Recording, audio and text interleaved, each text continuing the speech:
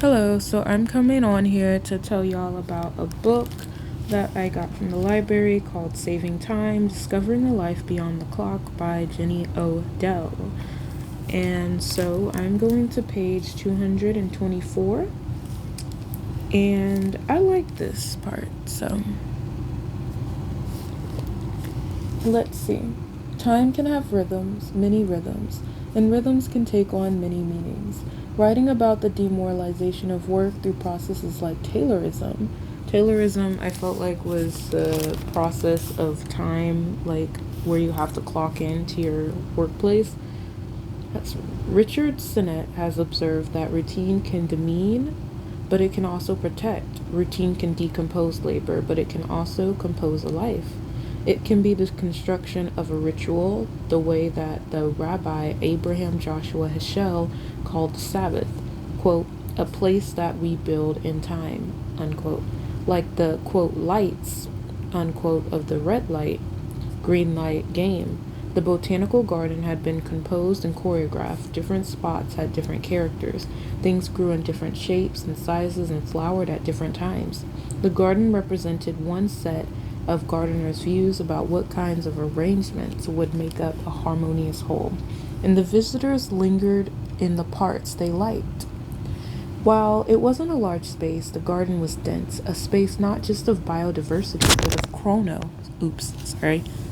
chronodiversity, inviting the human subject into conversations with different modes and speeds of life.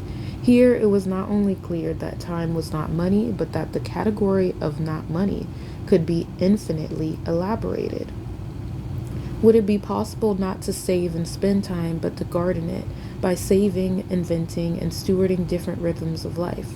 And wouldn't this simply be an acknowledgement of the use of chronodiversity that already exists for all of us and on some level individually and communally? Okay, I tried. As I told more friends about this story, it became an inside joke, a new familect.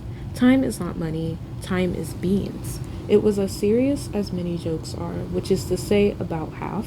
Saying it meant that you could take time and give time, but you could also plant time and grow more of it, and that there were different varieties of time, meaning that all your time grew out of someone else's time, maybe out of something someone planted long ago. It meant that time was not just the currency of a zero-sum game, and that sometimes the best way for me to get more time would be to give it to you, and the best way for you to get some would be to give it back to me. And if time were not a commodity, then time, our time, would not be as scarce as it seemed just a moment ago. Together, we could have all the time in the world. And so I really enjoyed this part because it felt like it summed up the book very well about time being like a garden. And so, philosopher Ivan Illich, this is page 223, worried that in 1978, the innumerable sets of infrastructures in which people coped, played, ate, and made friends and loved have been destroyed, leaving a barren social landscape of huge zero-sum games, monolithic delivery systems in which every gain for one turns into a loss or burden for another, while true satisfaction is denied to both. That's how I see the world a lot of the time. So, in that moment, I felt not dissimilar to the young gig worker who told sociologists in a study of why precarious workers didn't claim unemployment benefits during the pandemic in New York City. Quote, you just sign up, say, I don't have a job, and the government gives you money? What is that about? If it was that easy, wouldn't everybody do it? I don't get it. Unquote. Taking the lettuce was good for both me and my friend. I didn't get it.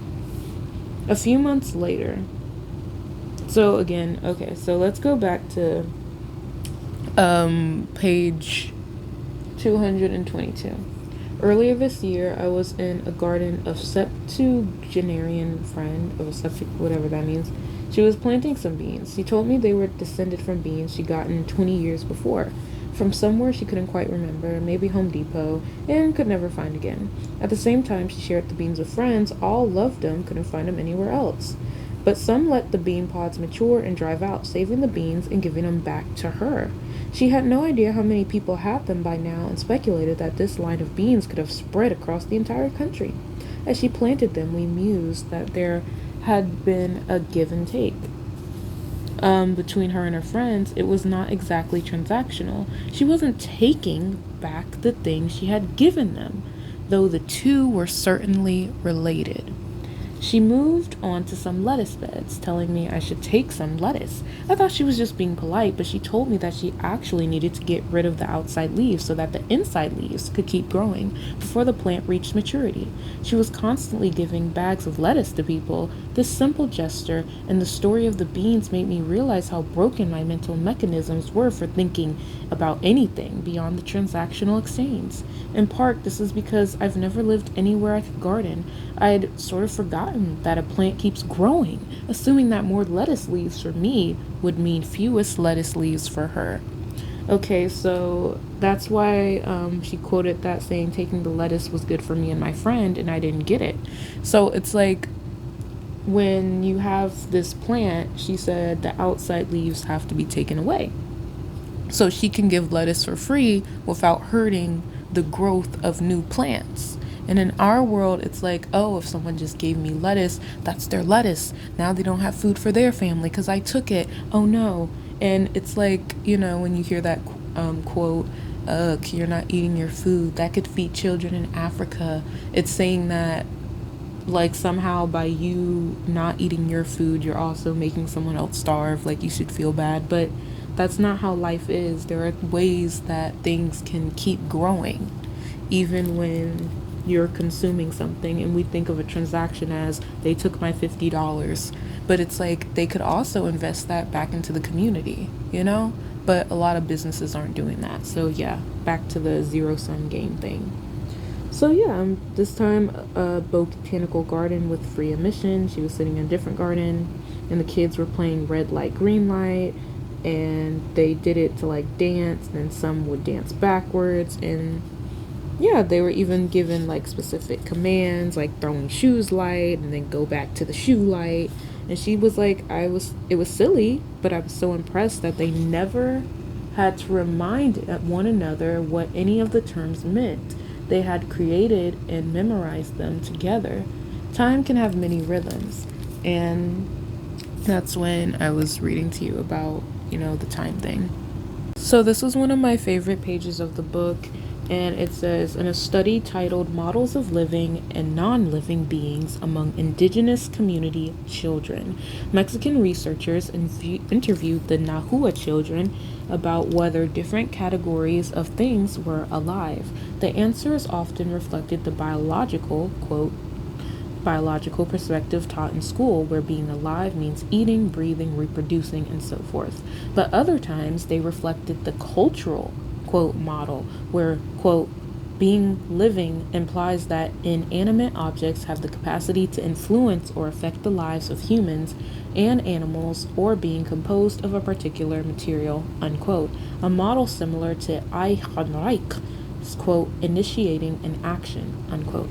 This second model appears in the Mexican researcher's conversation with a 6-year-old Nahua student.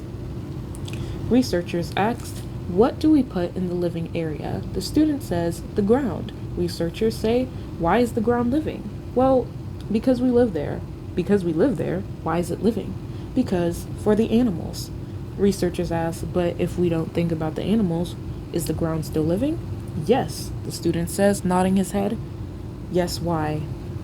Student, for the plants. For the Western mindset, rocks probably present the biggest challenge in terms of seeing agency. Ancora answers to the question of whether rocks are alive are mostly in the negative, but some respondents grapple with the limits of the question. A rock may not be alive, but something like limestone was made out of shells of living marine organisms, and it could support life in the form of lichen. One person wondered whether radioactive decay could be a form of rock death, and how differently the question might appear if we took a longer time span as our measure. Multiple people acknowledged that the definition of living and dead itself was a question of philosophy, and one simply noted in some sense we came from rocks and would turn back into them one day. So yeah, interesting. And yeah, Western science is sure that rocks don't have consciousness. And that's what the scholar George Tinker makes the case. And he also says that, like, we have globalized capital, the emergent world of culture of globalized capital.